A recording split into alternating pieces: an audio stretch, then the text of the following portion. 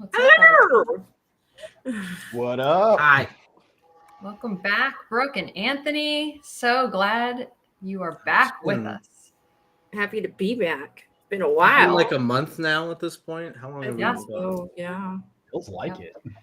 We're back, everybody. And before we begin, we gotta handle the normal stuff, right? Those of you watching out there, make sure that you guys hit that subscribe button, that like button. Show us your support by doing that. Wherever you are, whether you're watching this or listening to this, we really appreciate that. It means a lot. It tells us that you like what we do. So please, please, please remember to like and subscribe and share. Also, if you're watching or listening or whatever this live, please comment. We want to hear from you. We are monitoring our comments and we'll monitor them afterwards as well. So that's all from me for now. I will turn it over to y'all. Whoever wants to introduce the topic. Ooh. Who is it? Dang. Who's it gonna be? Dun, Yeah, dun, I'll do it. Let's go. Hey, we can do it. Today, we're going to be talking about our feelings. More Our specifically. No, I don't want We're to gonna talk be- about feelings. I know. I had a little resistance too, but today we're going to be talking about whether or not we can trust our feelings. This is Emotions 101. Can you trust your feelings? It's going to be a good one today, guys. So, are we all? Do we all have an answer to that at the beginning, and then maybe an answer at the end? What do we think about that? We can do that. I'm gonna say that we can trust that they are there for a reason, Yeah. and that they are an indicator of something. Mhm. And I think that is as far as I'll go with that. They're I'll- from experience. I'll say, Go on, Jerome. I was just gonna say, you got to take it with a grain of salt. They're, to me, part of an equation, but not the answer. So it's nice to be aware of them, just like Brooke mentioned. But there's other variables in that equation for you to make a healthy decision when reacting to these emotions. Yeah, I like that. Mhm. Yeah, Anthony, What's your you were going to answer? say something? Anthony, Oh, I was about to say I already have my end thought, but and that will not change throughout the course of the conversation. I don't think mine will change either. Mine is Well, we'll see. I The think- beginning thought, though, is that no, you can't trust your feelings. Your feelings are not like some objective indicator of really anything except how you feel. So the only thing you can trust your feelings on is that it's a feeling that you're feeling right now. That's about it. But I think it's all there's about more to it. I think it's all about discovering a couple things. First, can you trust your feelings to what end? That's the first place. It's like, I can trust my ring light to get light onto this room. I won't trust it to be a viable weapon if an intruder comes into the room. So that is one element of that. The second thing is there is a difference between trusting your feelings and acknowledging them, to Brooke's point. So it's like, I can acknowledge that my feelings are telling me something. There's an indication to it. Is it the absolute truth? Well, I suppose it depends, because I think all of us here in this room, all of us watching on the live, have probably had some feelings that were accurate and feelings that weren't accurate to the situation. So that's my thought. My thought is that no, you cannot trust your feelings initially, but yes, you can trust your feelings after a thorough investigation and collecting a lot more information at that point, which I think you can at some point trust your feelings. We'll see, though. This conversation might change my mind. I think you can trust them to a degree.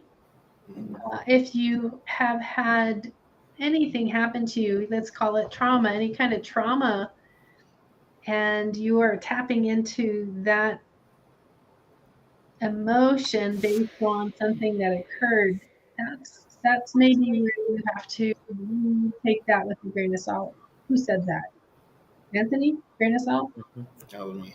I love that expression. Yeah. I think that building on instincts and intuition is a good thing, but building on our traumas and letting that impact our decisions, that might be where we want to evaluate longer, as Jen was talking about and as Brooke was alluding to. So when we're saying feelings, what are we talking about? It's kind of like a mix of emotions, but also like your immediate perspective or opinion or intuition. It's like a little bit of both. Because if we were just saying emotions, then that's, really dependent on your disposition, for one, and factors that are just going on in your life. Whereas a thought and idea is something that you sit and think about and ponder and reflect upon. Maybe it's done more calculating over a longer period of time, but a feeling is like a little bit in between. It's partly influenced by your emotions, partly influenced by your instincts and your biases and, what is happening, going on internally. That's what I think when we talk about feelings versus just emotions or just, thoughts. So you're But can drawing you- you're drawing a difference or a line between instinct and intuition, and then feelings being emotion. No. What I'm saying is a feeling is your intuitions and your instincts and your emotions. And your emotions. Okay, so all of those things. Yeah. Whereas emotions, like I'm not really an emotional person. That's just not who I am. But depending on the circumstance and my intuitions and what is currently being presented to me, that might influence my emotions and vice versa. But it's not just the emotions by themselves. So this is a fantastic question we have. When you say trust, you mean you can use them to inform your decisions that will always produce the results you want. There's some loaded language in there a bit. You mean you can use them to inform your decisions that will always produce the results you want. I think if we take that first part, you mean you can use them to inform decisions. I think we feel like, okay, yes, and it can be used for a lot of things, right? Good, bad, and otherwise. And that's sort of where this other piece comes in, to always produce the results you want. Not necessarily and always is a trigger word for most of us coaches here. So, well, there's varying levels of trust. Like you can have so much trust that it's like a conviction at that point, or so little trust it might not be trust at that point. There have been many. Oh, go ahead, Jen. Yeah. Can we go back to the emotions versus feelings? Because in my mind, emotion, feeling, they're interchangeable. It's two words for the same thing. And when I say the thing, I mean, to me, it's like a physical it's a physical experience, right? It's separate from like, oh, I think I'm a loser, to I feel like a loser creates shame. I feel shame, right? So one is action based. What's that? One is action based. Yeah, I think what I'm getting at is feeling is more action based, and I feel about something. I have a feeling about something that is going on, whereas an emotion doesn't have to be about anything.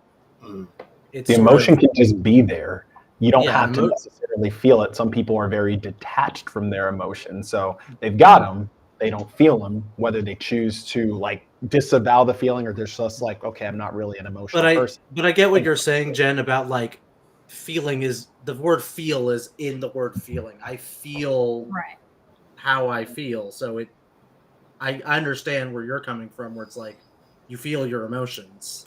And I agree with you 100% on that, Docker, and they can absolutely be unconscious. I'm sort of staying quiet and letting you guys explore, because I've had some really intense experiences with regard to emotions and feelings because of having a PTSD. And when you have something, and I think everybody's got a degree of trauma in their lives, but when it's so intense that you have an overwhelming emotion in inappropriate situations, let's say, or inappropriate reactions to things. And when I say inappropriate, it's over the top, where you are full blown triggered into fight, flight, fawn, freak out, whatever it might be.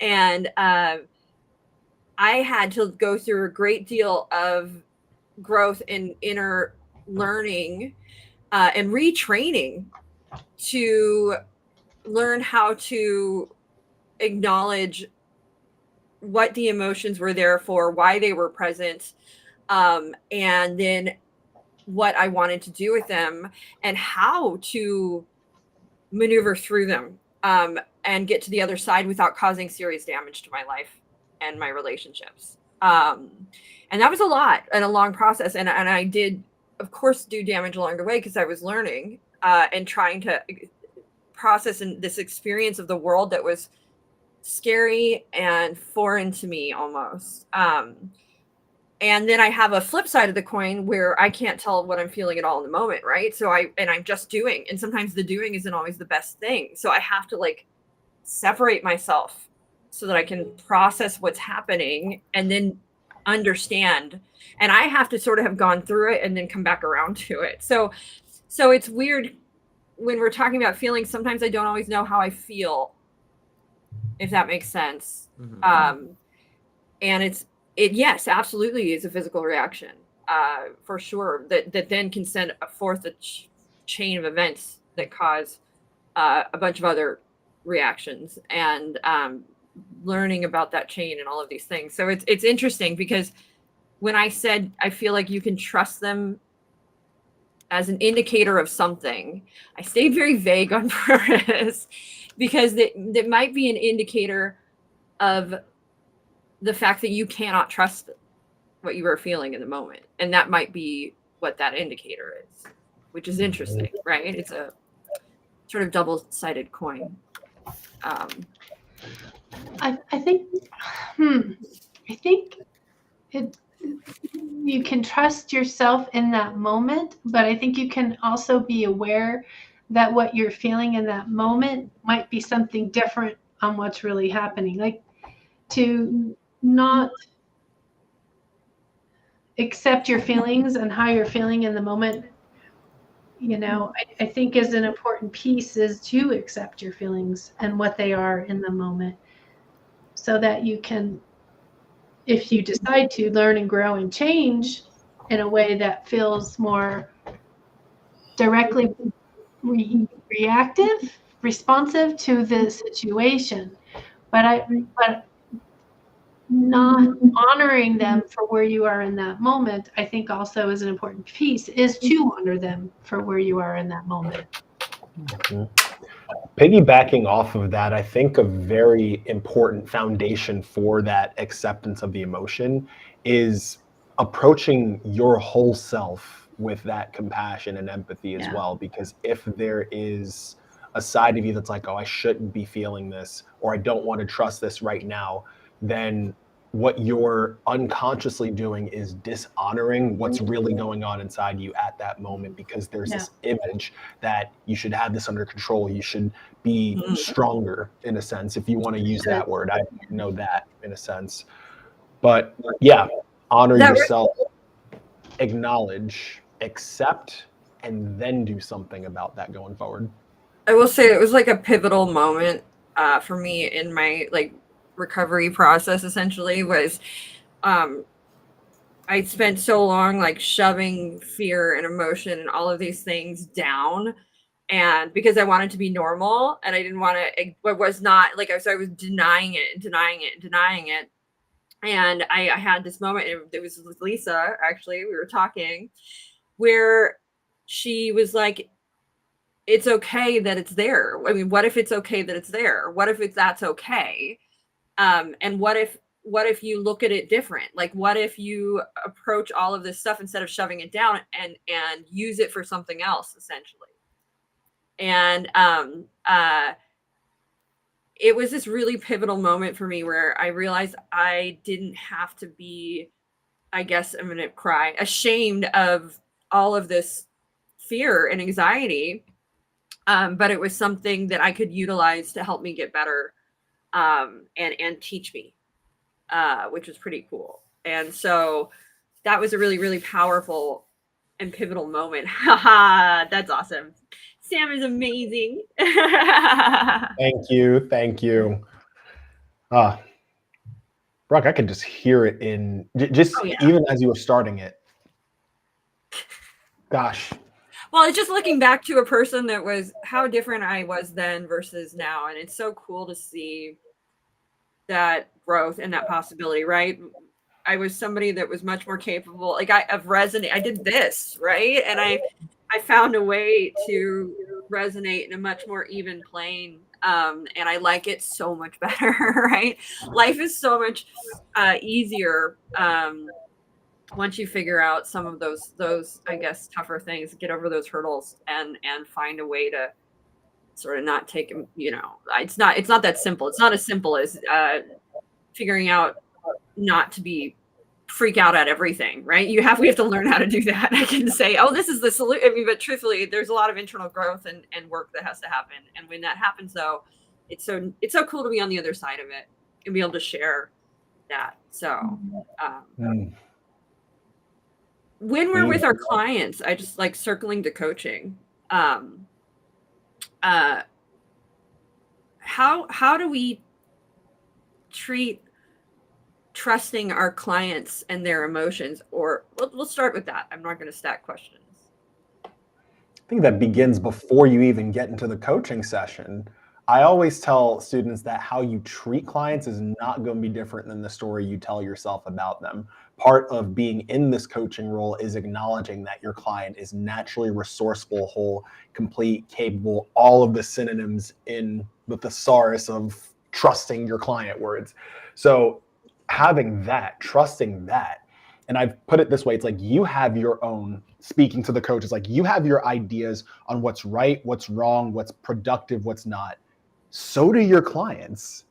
Acknowledging that first will help you acknowledge whatever they come up with. And it's not to the point where you just take everything at face value. You can have that skepticism, that curiosity and skepticism where you ask them, is that really true?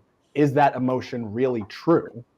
As opposed to saying, you know what I'm saying? I think you know what I'm saying. Yeah, here. so that's what I was going to ask. I mean, essentially, can we trust our clients' feelings? Always. Do we trust our clients' feelings? Always. Is there something in that can expand, and change? Absolutely. So when we're saying trust, and what do we mean by that when we say always, right? Because I can think of situations where, it would be easy to, if a client was, let's say, overreacting or, and I understand I'm using judgy words when I say these things. And so I cringe with you, but if it feels like for me as a coach, the client is overreacting, or it feels like for me as a coach, the client is, super emotional in one emotion or the other. How do I handle that as a coach? Good. Let them have it, because it ain't about us anyway. At least that's my thought here. Like, because I can sit here and say that they're overreacting, but I don't know the journey that they've walked. In an hour-long session, I can't have the whole picture. So what might look like overreacting to me could be months, even years of things that are just now coming to the surface, and very much not an overreaction, but something that needs to come out so they can get to that place of equilibrium and calm in the future. Which I go to then, so what if they are overreacting? Mm-hmm. So what? They're in a coaching place. We're going to investigate and grow with the conversation. They get to either decide what they want to do with that, whether they want to stay in that place where they have that behavior, or they get to decide that it's time to change that behavior. It's going to be based on how it serves them. So, as a coach, as a new coach, let's say a newer coach, and maybe a coach that isn't as used to being around that kind of emotion, and that feels like somebody is overreacting in a session with them, how do I maneuver through that? What are the moments when I speak up? How do I maneuver through a situation like that? So, to answer your question, I want to make a distinction between trusting that a client has a feeling versus trusting whatever that feeling implies about the world or about reality. So, like, this seems kind of obvious, but a coach shouldn't say, "No, I don't think you feel that way. You probably feel this way instead." Like, that seems obvious. We should trust that when a client is telling you they feel something, just go with it, even if they're showing that they might have conflicting feelings. When they bring up a challenging feeling like what you described in your example, that you don't have to trust what that feeling implies. If somebody says, like, I feel like a loser, I feel like I haven't done anything with my life, and I'm just going to fail at whatever my goal is, you can trust that they have that feeling. You don't have to trust that that implies the reality of that situation. And you can challenge it. You can ask questions around it. You can say, have there ever been examples of where you have succeeded? So knowing when to make that distinction, you can absolutely challenge a person's feelings, and you do not have to trust their feelings when it implies a reality that might not be true, or is, quite frankly, just a subjective opinion. So is there a clear line, like,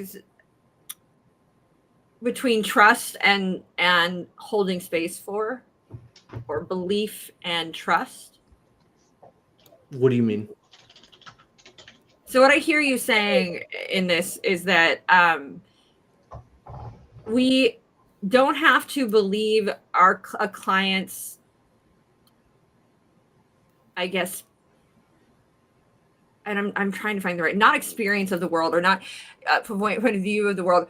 We have to essentially believe what they are saying, trust that what they are saying is true and honest to us, but we're allowed to question moments that maybe don't align with true reality. Yeah, I think you're allowed to question the validity of that feeling. It's like what you're talking about is like Byron Katie's, where she does the work and she goes, is it true? Is it really true? Is it all in all cases true? I forgot all the questions that she has into that. But it's not questioning them per se. It's questioning their thoughts and beliefs that they've attached with emotion, and allowing them to decide if that's still the attachment they want. Yeah, what Lisa said. So thoughts and beliefs are separate from emotion, right? Yes, 1,000%. I believe so. I experience them very different. I experience them as two separate things. My thoughts are not my feelings. Tell me more.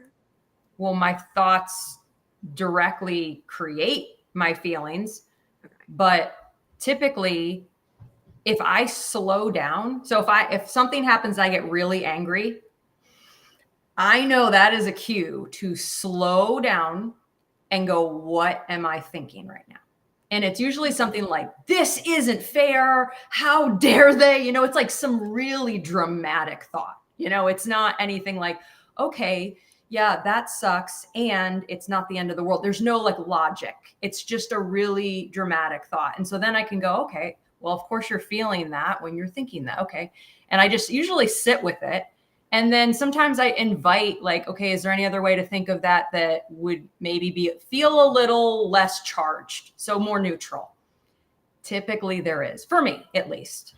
So this is interesting, because I think this has brought us to a space of being able to understand when we say we can validate somebody without agreeing with them, Yes. right? Because I think validation falls in the space of you have an emotion and a feeling, and that is okay. But I think where we come in as coaches is we can assist in asking questions around beliefs and thoughts. And those beliefs and thoughts are what change the emotion, Mhm. are what redirect that emotion, or what, create the action that can change the emotion. Is this sounding right? I'm seeing faces of thought. Yeah, I'm thinking in the. I think what it does is it gives a place of movement. So yeah, action. It gives a place of, is that true? Is it really true that I believe that? If it's not, then what do I believe? So it gives the logical next step, which is still action. So yeah. So, and we're not aiming as coaches to change our clients' emotions and feelings, Mhm. right? I mean, that's not, we hold Unless that's space, our goal. unless that's our goal. Yeah, we hold space for those emotions and feelings, and we validate those emotions and feelings by doing so. Emotions, and then when we ask questions, we're asking around beliefs and thoughts. Coaching. Is that Yeah, fair? coaching the person deeper than whatever surface emotion there is. Yeah. Well, without going into therapy land, of course. But Of course. yes, coaching the belief that's driving that emotion, what's driving the thought or the emotion, a little mix of both. There was something else I had and it's blanking on me. So I'll just mute myself and come back on once I think of it. I think it's also important to point out to the client when you notice that they might shift into, for lack of a better word, a negative emotion when they were, having a conversation with you, things were moving along, and then all of a sudden something's mentioned and they shift, just to, notice that without attachment, right? If they don't want to go there, obviously you're not going to go there. But just to be curious about what just happened for you there. Something simple like that could then bring the shift in their thoughts into their awareness, essentially. The pivot. That's the there's pivotal moment. Mm-hmm. A really great article that we read as research. I'm going to pop it in here. That is an ICF article, and it's talking about emotions as road signs for clients and questions to ask to deepen understandings. And I think some of the questions that they mentioned in this article are fantastic, and it is something that you just sort of mentioned, which is, how might you see, what does this feeling indicate for you? Mm-hmm. What is the value of this emotion that you're experiencing? So like, these are kind of questions that invite deeper exploration around emotion without invalidating the emotion itself, if that makes sense. Because everybody else around them, even themselves, have tried to invalidate their feelings, and that's probably one of the reasons they're where they are right now. Because everyone said, get over it. They've said to themselves, I should be over this. And what are we going to do? Just be one more person to invalidate them in the name of fixing them?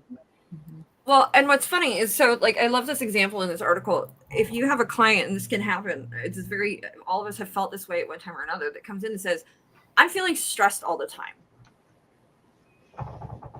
I think there's different ways to approach a question like that. And one of the more interesting, deeper explorations of that question, I think on a surface level, we can ask about, okay, well, what's making you stressed? Tell me about that, right? But if we're going to take it to that PCC level, that deeper human level, asking something like, well, what value does this stress have for you in your life? How is being stressed all the time serving you? those kind of questions start to take our client to a deeper introspective level. And it might be appropriate sometimes and not in others, right? Sometimes we're there with our client, we're on that level. That's the kind of coaching relationship we have. Sometimes we haven't gotten there yet, and that's okay. So you don't have to come out locked and loaded with the deeper questions. But it's just interesting that emotion can be approached in different ways. You're in a different stressed level. all the time? What? All the time? Can I just say though, Cortisol. 9 times out of 10, when I point something out and ask how it's serving them, it's not. That's the answer. 9 out of 10 times. Yeah, but you love to hear that as a coach, because then you're just like, yeah, there's some juicy coaching moments in there. I love that deep down all of our clients are like 4-year-old kids that are like, it's not. Oh man, I just want to add something to that. Like when they say it's not, I have in some sessions, I'm like, are you sure? And I know that's a close-ended, and then that all comes down to the relationship I have with my clients.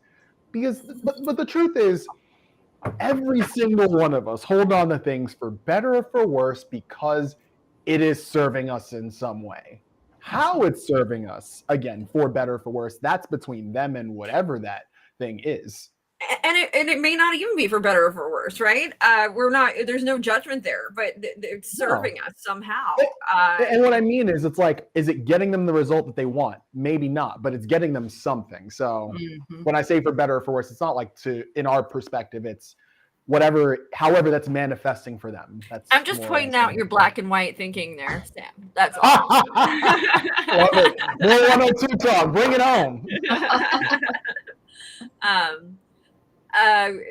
So as we're going through this, I think I started again with a little bit of the easier questions with regard to us trusting our client's emotion. But let's start to sort of step into a space where we're thinking about our own perceptions and emotions in the coaching seat, and when we can trust them and when we cannot trust them. I can talk about where we can't trust them. Tell me more. When we have this feeling that it is up to us to solve our clients' problems, any feeling that points to that's not the operandus that we want to go under. I don't think I even used the right word there, but whatever. Yet that's not something you want to trust, because that isn't coaching at that point. Being the client's savior or the person that does recon 50 feet in front of them trying to find the problem before they do. That's not what we do. So anything that points to that, don't trust it. Acknowledge it's there, but I wouldn't trust it to deliver rock star coaching. That's where I'll start and just stop right there for a second. I would also add that I don't trust if I'm ever, it's rare, but it happens. If I'm ever like triggered by something, every now and then there's something that will strike a nerve with me. It's like I just bookmark that, like, oh, come back to that another time, Jen, work that through another time. Like, this is not, I immediately just know, like, this is not the time for that. And I just breathe and just keep flowing. So yeah. So anytime I'm triggered, I'm not trusting that at all. I think on a certain professional level, after you get enough, experience in any profession, it starts to inform your feelings, and you just have to trust your gut sometimes as a coach. Like, if the conversation is going in a direction where it's not coaching, and not really because of you, but because the client is looking for something that's not coaching, and you can't really put your finger on why at the moment, listen to that.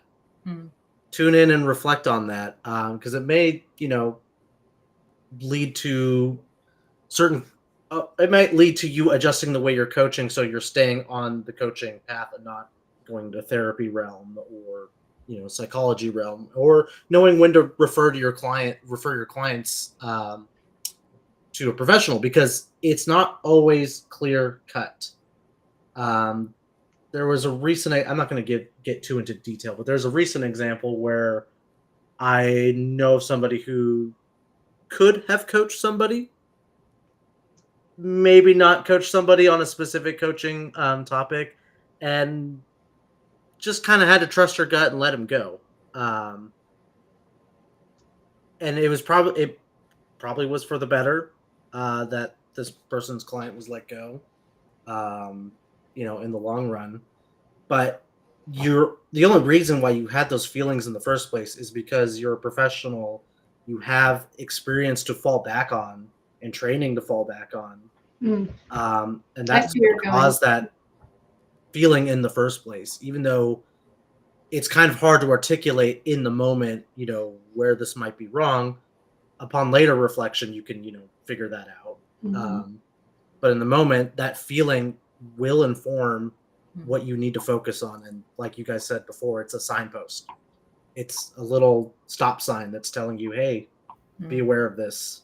Mhm.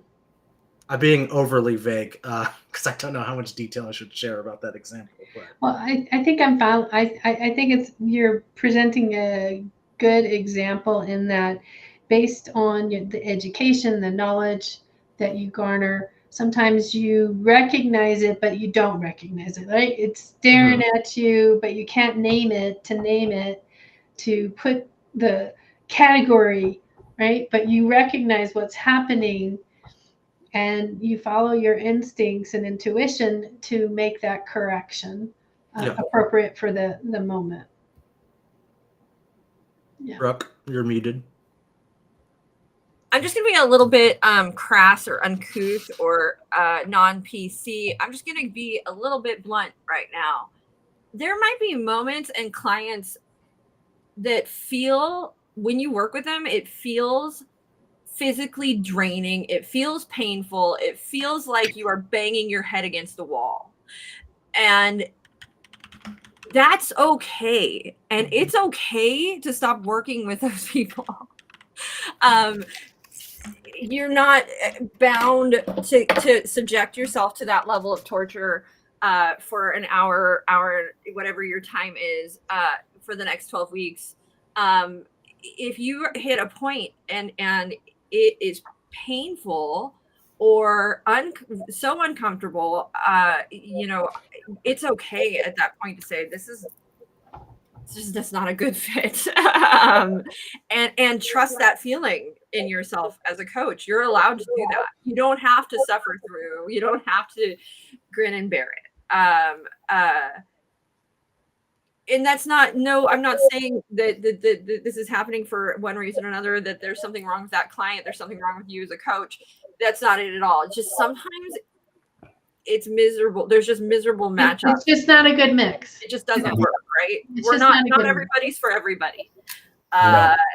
And it's okay to go, okay, this isn't, I don't want to do this. Yeah. And I've had these conversations with coaches and people, and where they're just like, is it okay if I don't? And the response is, yeah, yes, 1,000% it's okay if you don't. Not everyone's for you. Yeah, not But everybody. it's not abundant, though. I mean, It's not. because we're having the discussion, it's not like, it's practical. It's like one, and really, I think, and all the times that I've been with couples, I think there was one set that I was like, oh no, I'm not touching this with a 10-foot pole because it's not in my wheelhouse by any means. There was somebody in where we'd worked for a while together, and then I reached a point where I was like, I can't do this. It just wasn't a good mix. Who was it? What? Who was it? No, it's before you and I even worked together. I think even before Jerome, honestly. And this was a consulting client. I wanted you to This was a just break consulting client I confidentiality. fired, and I just got I'll just be honest, I got like narcissist vibes, and I couldn't do it. Like, I just couldn't. I was like, I can't. This is a lot more work than I want it to be. But I learned a lot through that process. I learned a lot about how I wanted to structure things and what I was expecting and what I would put up with and what I would tolerate with and what I wouldn't tolerate because my boundaries were tested. I had a similar thing with a client in 2020, and thankfully that person chose to break it off before I got to break it off. But everything in me beforehand, and this is before I had the structure I had now, said, do not take this client on. But my head wanting to override that said, I can do this. I want to do it. Yeah. Go learn stuff, y'all. In Morgan Freeman narration voice, it was not. It was not. And yeah, and that's okay. And that's a feeling we can absolutely trust in ourselves as a coach. Some of us, a lot of us probably have to learn it the hard way, but because we just go into those things, but don't always know until it's happening. But I guarantee you, every coach at some point is going to go out there and find a boundary. You're going to find a boundary pusher, and that boundary pusher is going to test you and test your boundaries, and you're going to have feelings about it. And whatever you do with those feelings is up to you, and that's okay. But it's okay to trust and believe those feelings in those moments, because they're probably a great indicator of your boundaries being tested. Just a little red flag out there for everybody, or a caution sign. Bringing it back to being able to trust our emotions, how about in the coaching seat, like when we're actually coaching, what are we trusting and not trusting in those moments while we're in that room with the client or that on that call? Trusting the process. Yeah. Trusting that coaching will get its job done, and it's not going to be immediate, and it probably won't even be while you're in the coaching session. Probably 90% of the work is done by the client outside the coaching session. 90% of the work is done by the client outside the coaching session, and 90% of the results manifest outside the coaching session. So it's a lot of new coaches want that aha moment, and they want it to happen while they're there, and because of them, you just have to trust and let that go. Yeah. So what is that coach feeling when they want that? Maybe frustrated sometimes. Attached to the process versus allowing the process. Can I say something on trusting the process really quick? A very practical story came up, and this has to do with when I think it was 11 or 12, and I was doing Taekwondo.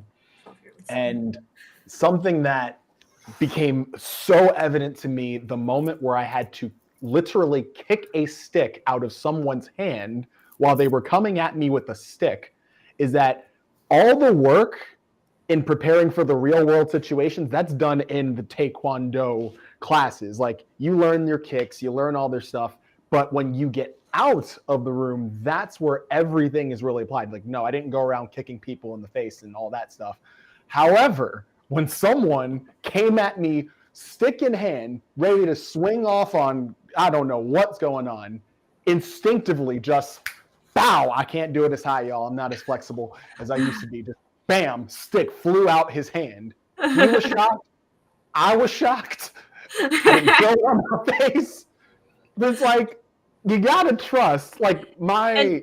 And you know who wasn't present? Your Taekwondo coach. He wasn't there. Exactly. He wasn't there. And Master Ken, thank you. Like, he probably had his work cut out for me when I was getting started, but I never told him about that, actually. He probably would have been really proud to know I disarmed somebody with my foot. So wow, that is such an incredible story, and it's such an incredible metaphor for trusting the process and knowing that it takes place outside of the session. Yeah, I hope you're using that one in class, Sam. I've never thought to use it, but I think I will now. Yeah, for sure. And all of us as coaches, when we're in those moments, I think I asked that question, like, what are you feeling? Yes. Jen? Yes. So I've had that. And I think what I was feeling was this is what a good coach does, right? So I had created some idea of, in order to be a good coach, I need to have aha moments happen in session. And so I was using that as a standard. I want to And ask then you, I didn't have that. what did you feel? 'Cause you're telling me what you were thinking. Yes, very good. I was feeling unworthy. Yeah. Yeah, I wasn't worthy to be a coach unless I could create an aha moment, because all the coaching I watch has aha moments in the sessions, and that's what I want to do. So like that's a big one that comes up for coaches, and that's what I wanted to get to. Sneaky. I love it. We feel this sensation of feeling insecure, unworthy, imposter syndrome, whatever you want to call it. And that is prevalent in every single person that is going out to do something that they have not done 1,000 times before. Yeah. Right. Like it's anytime we start doing something new that comes up, and we want to be the best at it, and all these things, and when we're not immediately, or things aren't happening how we planned, we feel unworthy, insecure, not good enough. And I would say that emotion, don't trust that emotion. And I just don't trust that emotion. Yes. That emotion is not serving you. I mean, it may be, it is in some way, but it's just probably one you want to work through and acknowledge and go, okay, why is this here? What is this doing? Why do I have this? Okay, out. Because it can be very destructive. It absolutely. Part of that beginning thought is, oh, I want to get my client here. And when that client, we kind of, in our mentor groups, we were talking about that. We can't get our client. It's not about the client getting somewhere because we are making sure they receive something. It's about providing that space to do all of that. I used to do that. Like I used to get in a session, like, and I would hear things that my clients were saying, and I would have in the back of my head, oh, they need to they need to get to this point. If they only, but I can't tell them that. So how do I ask them so they can figure that out? And that is like so not coaching, like, right? And it's also kind of like I found like I would over and over be wrong, like, and disappointed, and I wouldn't even say go as far to go disappointed, but like, oh, I guess I was like, that's not where I needed to go. And I was like, you know what I mean? Did they all prove me wrong, is what I'm saying. And I think the lesson there is that to stop, like, to relax a little in it. Like, you don't have to, like, relax and be on the journey. And that's that. Don't be attached to the outcome. It's not quite the outcome. I wasn't looking at outcomes, or I guess I was, but I was like micro outcomes or micro. And truthfully, I just needed to be on the journey, curious and asking questions. It's more stressful, I think, when you think you know where the client needs to go and you got to get them there. Instead, if you're just being curious and on the journey, and keeping in mind what the overall focus is, it's a less death grippy, manipulating kind of situation. Something I had to let go of. I had to learn to relax, and it was, as a reformed control freak. Oh, it's good to know. Former. I didn't know that was former. Me neither. There was a class that I had. Roasted. Yeah, I don't know how many. I don't remember when the class was, but there was just this strong desire to ask clients the questions that'll get them to the coach's breakthrough. And there were just several questions that I asked out loud and just invited the class to consider. Two of them that stood out, and later on I reflected on them. The first one was, how hopeless, jacked up, or out of touch do you believe your client is with reality? And then I asked another question, rate how much this resonates with you on a scale from 1 to 10, meaning 10 meaning I fully resonate. I trust my client, but and what's the but? Ooh, that one's sneaky. That one's sneaky. And the next question is, what's the but? Mm-hmm. So Good. it's like, again, what do you believe about the I trust my client? client, but they never do the work. Mm, what does it look like for them to do the work? I know. I know that's BS. Here. I trust my client, but I'm trying to use them to fulfill my own worthiness. So I really need them to do the work. You want to know what the next question is? What? How much of this is to secretly prove that you're a valuable coach? Oh. Just Okay. get into the deep icky parts. I love it. I love it.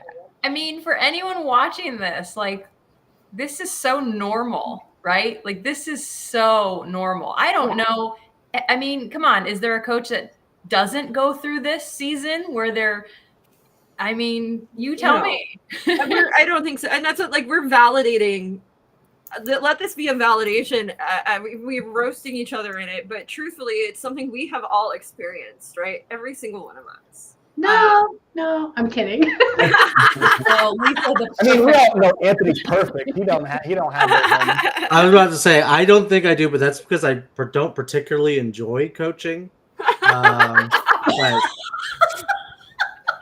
I love And when the roof caved in and the truth came I out. love it. And I Oh just my sang on God. that screen. Woo! that's why I'm not a full-time coach. I do other things that are solitary for my full-time job. To be fair, Anthony doesn't enjoy much, so It's a very freeing sensation. Oh my God. I think we're about at the end of our time. So let's just go ahead and do our final thoughts here about emotions and trusting them. I'm gonna My just final thought. toss it to Oh. Anthony. There we go. We'll go Anthony, Jen, Jerome, Sam, Lisa. I'm just going to throw out some black and white thinking. You can't always trust your emotions, but you should never ignore them, and you should never devalue them. I don't think That's I can it. up that. Boom! That's it. I think that was the perfect answer. I Yeah, think so I think- too. Yeah. Just to piggyback off of that, you definitely want to acknowledge your emotions. I think because it gives you an indication of sometimes, so to kind of put it in a vacuum, you might be, upset one day, kind of just curious as to why you're upset. And it might be because you didn't get enough sleep, or you didn't eat enough, or you're both and you're hangry. And again, your emotions, I think, are a really powerful way of understanding, even if you're not completely aware of the fact that you didn't get enough sleep or you're hungry. It's a good time for you to go ahead, stop, and kind of realize that maybe I should change something so that tomorrow I'm not hungry or hangry or anything like that. So I think, again, acknowledge your emotions. They may not always be accurate to the situation, because you may have gotten upset in a very low stakes situation. But again, because you're hangry, it might throw you off your equilibrium a little bit harder than you would if you weren't hangry. So again, I think it's a powerful way to really just kind of get an indicator as to potential changes that you could create in your life. Basically, what I'm hearing is eat a Snickers. Eat Yep. Snickers. Eat Yes. a Snickers. Snickers are delicious. I'm Yes, sorry they if are. anybody has a peanut allergy and they can't have Snickers, Yeah. but Snickers are So- delicious. Yes, indeed. Jerome's point. Yeah, you said it perfectly. Anthony said it perfectly. Jerome said it perfectly. Yeah. Acknowledge that they're there. Don't invalidate your feelings. Understand when you ask, can you trust your feelings? Always remember context and what means to what, and what ends are you trusting your emotions. Like the same example I gave with the ring light. Trust it for light, not for warfare. So I'm going to trust it to its appropriate means and put aside where I don't need to trust it or want to trust that. And wow. Yeah, I Yeah, like that. Paul You're is great. coming in hot. Yeah, I thank you love for it. that, Stu. That's such a good one. Yes. Don't let yourself be too hungry, too angry, too lonely, too Yeah, we'll keep tired. it up there. Yeah. Amen. Mhm. That will mess up your emotions pretty good. True. I'll say quickly, there's two thoughts going on in my head. I can think of plenty of times I can ignore my emotions. And don't doesn't mean that it doesn't come back up later, but I'm definitely good at sort of placing it to the side. But one of the things I learned in all of my PTSD, etc., is that, and it's this weird thing, like it's all temporary, and that can be scary for some people. But whatever you're feeling right now it's gonna stop. It's gonna go away, and you're gonna feel something different. I mean, outside of mental health issues, like serious mental health, but feelings are temporary. Emotions are temporary. They are. It's something that happens. It's an indicator, and to get more cerebral with it, it's a tool. And so, I am feeling. What am I feeling? I identify it. Why am I feeling this? And starting to figure out those things, and that's all it needs to be. They're also okay. Every feeling you have ever had in the world is okay. You shouldn't be ashamed of anything you any emotion you've ever experienced. I feel like there is a lot of sadness shaming that happens in our culture, and it's okay to be sad, and that is fine. But it's all temporary, so don't make it the most important thing, because it is temporary. So there are other things that are far more important and that will stick around, and those are the things that we should explore. The other small thing and thought I had was, don't take anything personally. And it's in the same thing, right? And that means don't take the emotions of others personally. Don't take your own emotions personally, like, because they're going to go away, and you aren't your emotions. So don't take it personal. Yeah, and that's it. Oh, I'm not Easier said than emotional. done, right? Very much easier said than Wow. done. Lisa? As you were talking, the phrase "this too shall pass" came up for me. This too shall pass. Anything, especially emotions, tends to be happy, it'll pass. Sad, it'll pass.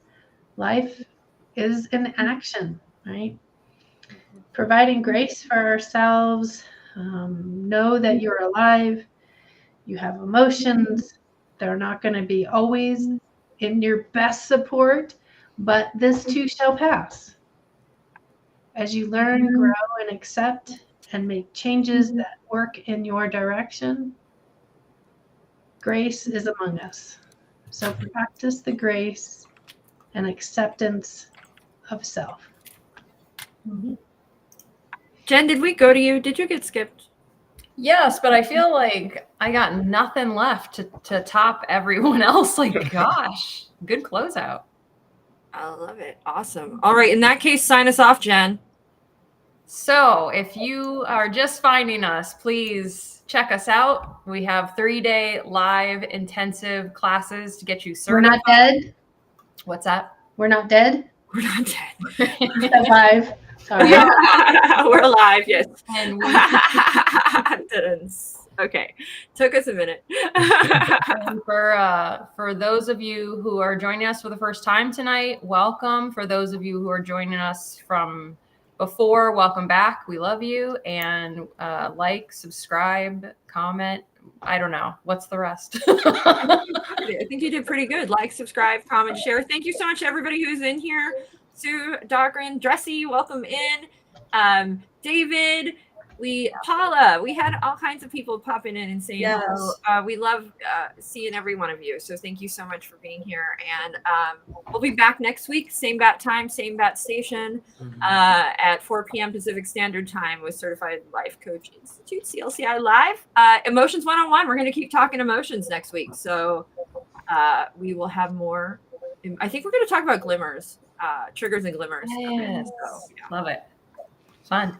It's like it's every time I hear glimmer, I think of like it's the name of a unicorn. And it makes I know, I like it. Remember the unicorn?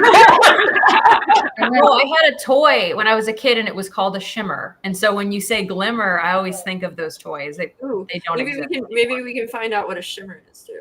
I think the glitter. The Well, glitter on, like, eBay. everywhere. As a mermaid, this makes me happy. All of it, so, glitter and shimmers. Glitter everywhere. How about dinner? Dinner. Mine is too.